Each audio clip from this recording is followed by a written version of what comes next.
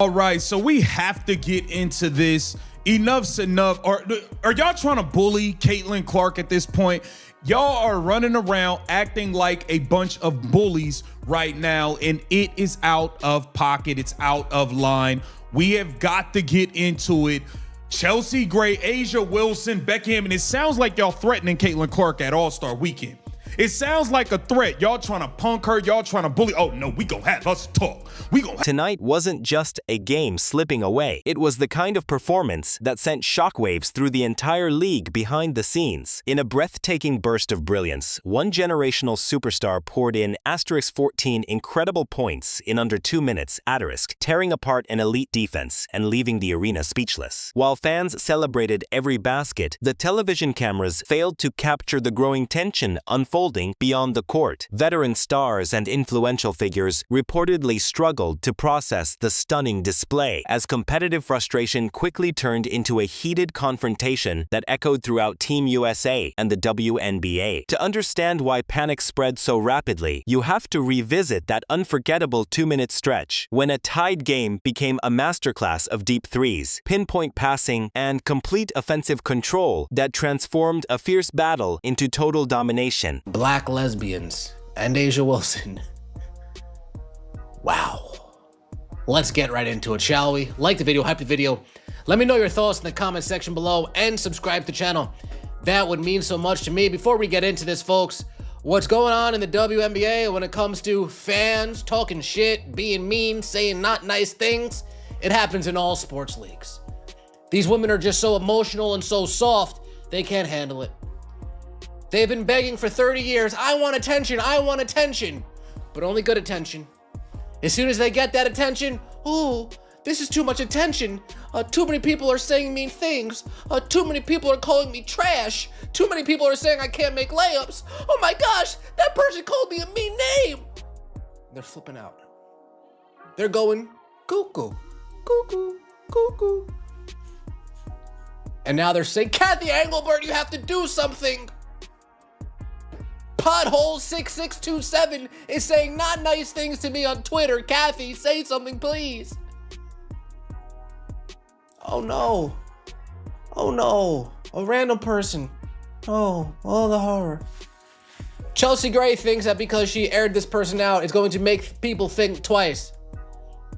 But as the final buzzer sounded and the cameras focused on the usual post-game reactions, the real drama appeared to be unfolding away from the spotlight. Reports and online discussions centered around the intense emotions surrounding a superstar performance that had left many rivals frustrated. The pressure of being outplayed on a major stage created a tense atmosphere as players and staff dealt with the aftermath of the game. What began as normal competitive emotion quickly became the biggest talking point beyond the final score. The moments sparked widespread debate among fans about rivalry, respect, and the future direction of the league. We had that conversation, so that's what we're gonna do. Wait a minute, so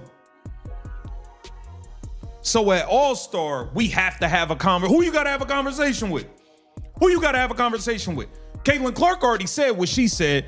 She's already come out and denounced it. She came up and spoke up for black women during her rookie season. She was trying to get y'all paid more money behind the scenes during her rookie season. She spoke out against it again after the Alyssa Thomas situation. What more is there for her to say? The controversy continued to grow as questions surrounding leadership, competition, and league culture started dominating the conversation. Veteran figures faced criticism from fans who felt the spotlight was shifting toward a new generation of talent. The situation revealed a deeper debate about whether established stars and younger players could share the same stage without conflict. For many observers, this moment represented a major turning point in how the league handles its rising superstars. History has always shown that true greatness cannot be controlled, and new legends eventually create their own path.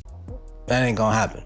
That we love, that we work so hard to do, but it's just a certain division that needs to be brought to everyone's attention and understanding that, no, this is something that's been going on, and it's just getting to a point where it's like, all right, now, enough is enough. I think that's... Enough is enough, man. Enough is enough, man. Yeah. Yeah, no. The larger conversation that needs to be had that is really above us, and I think that is the part that we really need to get to. So hopefully at All-Star, we can have an opportunity and a conversation because at this time, we something needs to change. At All-Star, they want to have an opportunity and a conversation. That's what I was alluding to in the beginning. They're gonna walk into Caitlin Clark's room. They're gonna knock on the door. Caitlin Clark's gonna open the door to her hotel room. She's gonna peek through it, and there's gonna be that, you know, that sliding thing on the door, and all there's gonna be is like the chain, and she's gonna peek through and say, "Oh shit!" She's gonna try to close the door, and then all the players at one time, Brittany Griner, Asia Wilson, they're all gonna just, let me in. They're gonna bum rush her. They're gonna bum rush into that room, and they're gonna tie Caitlin Clark up to a chair.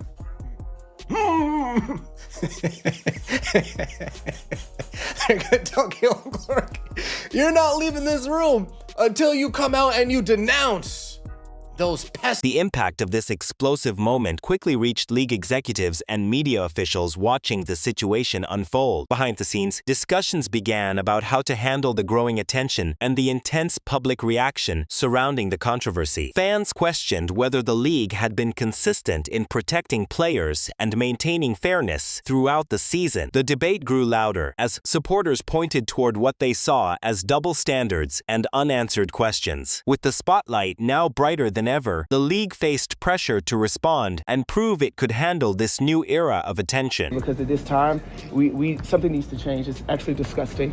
So I'm glad that Chelsea had an opportunity to speak up and had an opportunity to show that what we... It's interesting that you're the one saying it's disgusting, Asia, because your close people and your fans were the ones that were saying Nafisa Collier is not black enough because she dates a white man. Those were your fans. Your fans. So I hope when you want to have this talk in this meeting, you address your fans. Your fans, when Nafisa Collier was winning the MVP race last year before she hurt her ankle, your fans were blasting her, saying she's not black enough, she's dating a white man, and all of this stuff. Your fans was being racist. Your fans been online being racist toward Caitlin Clark. I hope you got something to say about your damn fans. I hope so. We've been going through, and we're going to continue to go through until we have that conversation. So that's what we're going to do. I mean, just any of that behavior is not acceptable, and we need more companies to step up and do what Hilton did. You know, you're free to be a bigot and ignorant. You're also free to pay the consequences. And I think it's just a lot of times it's too easy to hide behind phones, and I'd rather people show up and be. Okay, so she's saying she wants more people to do what Hilton did. Hilton fired the guy who said what he said to Chelsea Gray. How are you gonna fire people? And that's fine with me. That's fine. Whatever. That's cool. The reaction from fans and sponsors showed that the balance of power in the league was beginning to change dramatically. Supporters questioned whether the traditional stars and old systems could keep up with a player creating unprecedented attention and excitement. Every record-breaking moment, rising viewership number, and sold-out event highlighted the massive impact of this new superstar. The league wanted to benefit from her popularity while also facing criticism over how she was treated during intense competition. This growing tension created a larger conversation about respect, fairness, and the future direction of professional basketball. Knock it off, man.